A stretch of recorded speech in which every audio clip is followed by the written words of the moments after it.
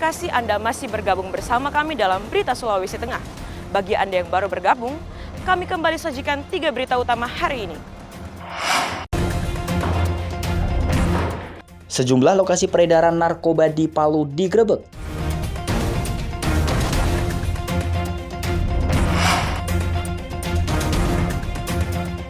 Puluhan warga di Banggai memblokade jalan sebagai protes terhadap perusahaan yang melakukan penggusuran.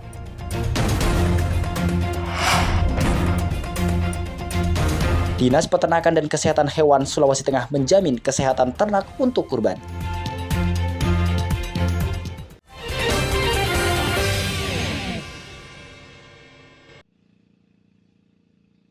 Tak terasa, Hari Raya Idul Adha tak kurang dari 2 pekan lagi. Hari Raya Idul Adha memberikan berkah tersendiri, utamanya bagi para peternak hewan, baik sapi, domba, maupun kambing. Hewan-hewan ternak itu tentunya sudah disiapkan menghadapi kurban nantinya. Menjelang Hari Raya Kurban ini, permintaan sapi dan harga jualnya mulai meningkat. Para peternak pun berlomba-lomba menyiapkan hewan kurban yang baik. Kesehatan hewan ternak menjadi hal utama pada periode ini.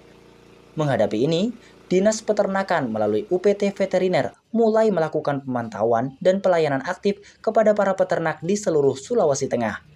Pemantauan itu berupa pemeriksaan serta pemberian surat keterangan sehat bagi hewan ternak yang siap untuk dikurbankan. Ya, itu bersama-sama memantau pemeliharaan ternak kurban di tingkat masyarakat maupun di tempat-tempat lainnya, ya, dengan memberikan pelayanan. Kemudian nanti akan diberikan surat keterangan kesehatan hewan bagi ternak yang sudah diperiksa. Nah, namun begitu kita juga memantau dari eartag yang ada di berupa anting yang ada pada ternak itu. Di situ akan tertelusur catatan atau riwayat kesehatan dari ternak tersebut. Misalnya terkait dengan penyakit hewan menular yang menular kemarin adalah penyakit mulut dan kuku. Dari eartag tadi akan tertelusur riwayat pemberian atau pelayanan vaksinasi terhadap PMK. Nah, seperti itu bisa dilihat di kondisi belakang. Tapi biasanya juga ada yang tidak memakai anting. Itu juga harapan kita juga bisa tetap kita pantau, karena memantau untuk mempersiapkan hewan kurban ini kan harus dalam kondisi kesehatan yang prima, ya.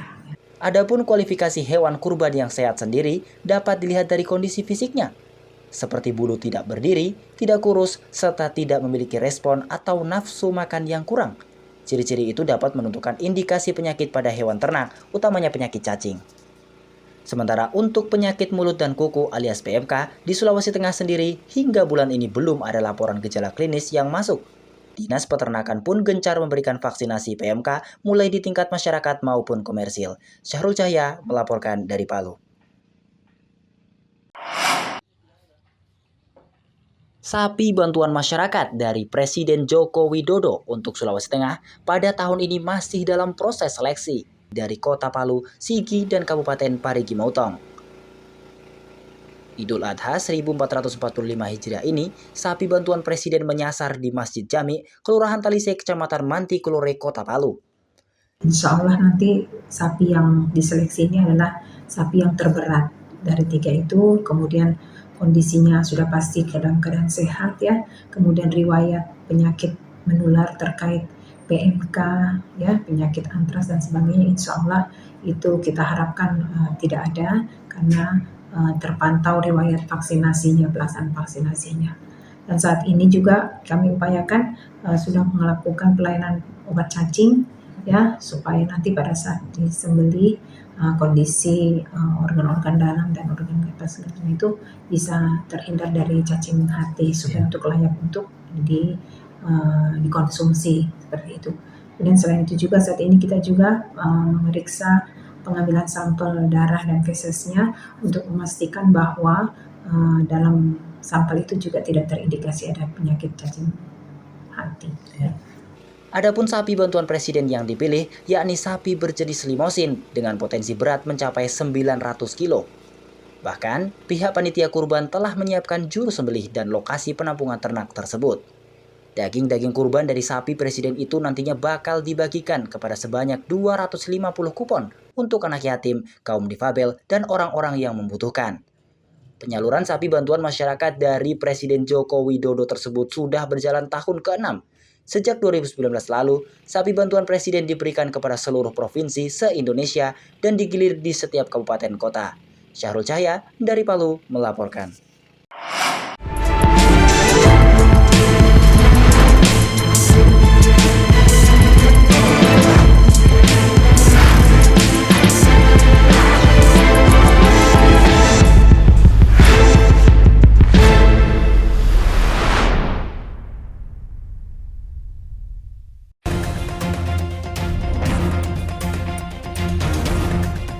Pencarian terhadap Herman, warga asal Kabupaten Goa, Sulawesi Selatan yang melompat ke laut beberapa hari lalu akhirnya membuahkan hasil. Namun Herman yang bekerja di salah satu perusahaan tambang di Morowali Utara, Sulawesi Tengah ditemukan tak bernyawa lagi.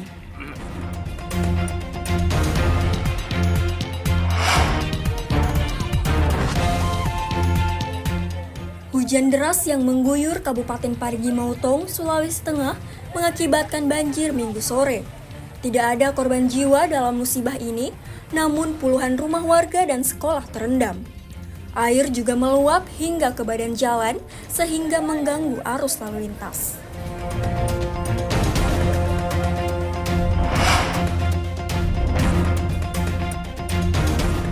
Tim SAR gabungan berhasil mengevakuasi 2 warga Banggai Kepulauan yang terombang-ambing di tengah lautan.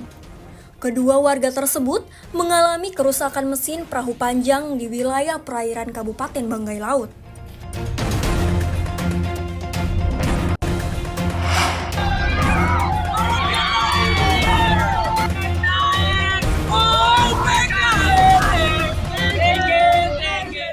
Ratusan siswa SMK Negeri 2 Palu berunjuk rasa di depan kantor DPRD Sulawesi Tengah Senin pagi.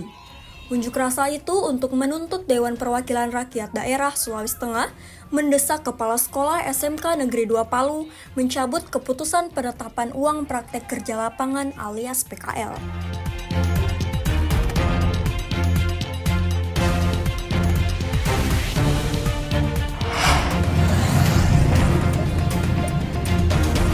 Hewan ternak berkeliaran di jalan raya ternyata tidak hanya terlihat di Kabupaten Donggala. Di kota Palu pun sapi banyak berkeliaran. Bahkan kerap kali sapi-sapi tersebut masuk ke dalam halaman perkantoran.